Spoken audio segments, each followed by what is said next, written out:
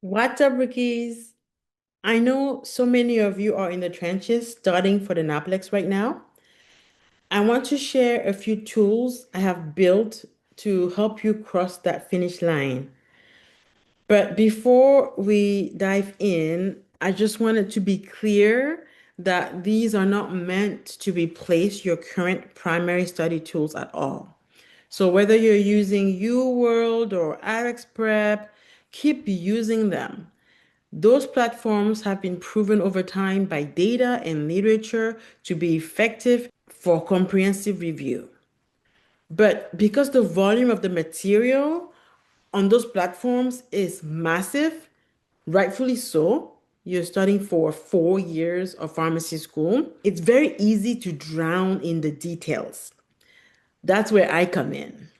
Every resource in my shop on Gumroad was built directly from real world pain points I see when I tutor students, the questions that I get asked as a clinical pharmacist, as a preceptor, and also my own experience sitting for this exam a long time ago. The NAPLEX doesn't test you to see if you're a specialized expert. It tests for basic competency. And guess where basic competency comes from?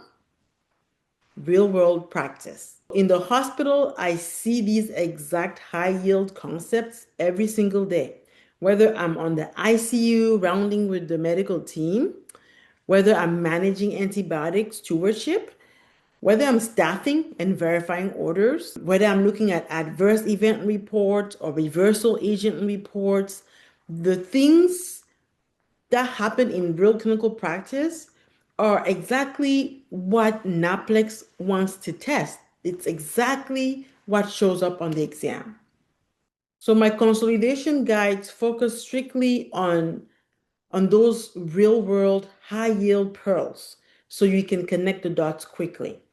So I'm going to share my screen and give you a tour of what I have put together to help you decide if you think it's something that would be helpful to you or not. The first resource we're going to start with is the top 300 flashcards. So let me share my screen and pull that up.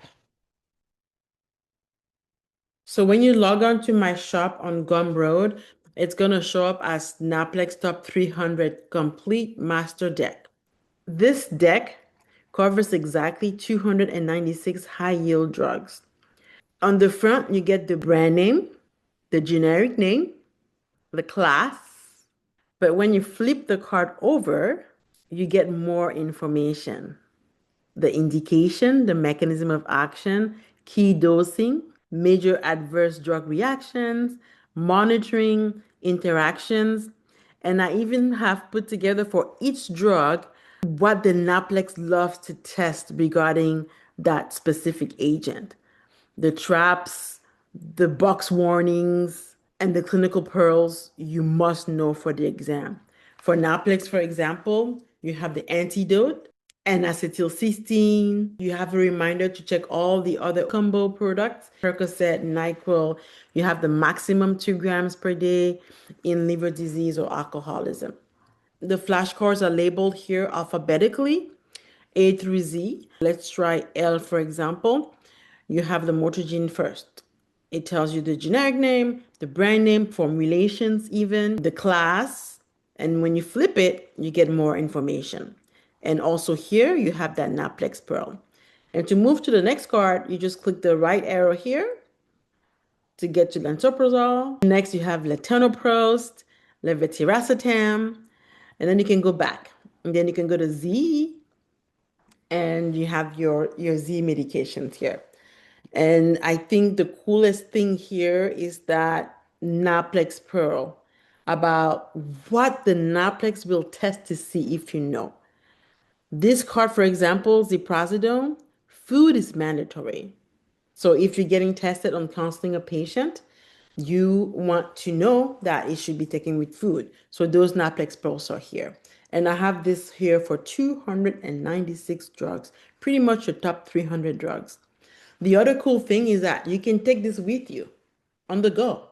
Let's say you're in a boring meeting, You can play around with your card. Let all that information sink into your subconscious mind because you never know what you will remember when you're stressed out sitting at the Pearson View computer taking the exam.